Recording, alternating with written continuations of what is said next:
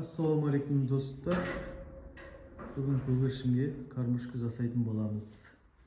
Жаңа ағаштарды кесіп, осылай бөліктерге бөліп, сыртын тазалап жатырмын.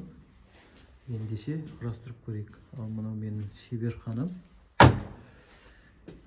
Кесіп қойған жаңа ағаштарым. Осылай екі жағын осылай көтереміз.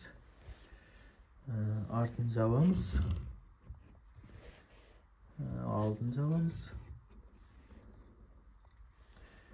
И жаңа кескен кусок ағаштарымызды осылай 4 бөлікке бөліп арасына қоямыз.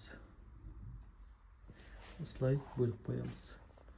Ал бұны неге бөліп арасын жасап жатырсың дейтін болсаңыздар, бұған тұз саламыз, қызыл кірпішті ұнтақтап саламыз, угол саламыз, өртенген ағашты ұнтақтап, и бұған ракушка саламыз. Бұл құстардың тұмсығын, қанатын, сүйегін қатайтады. Қазір қыстың күні мен көп далаға шығарып жатырған жоқпын. Сондықтан осылай жасап, кетектің ішіне қояйын деп отырмын. Құстар өзі керегін жейді ішінен. Иә достар, осы мен жасаған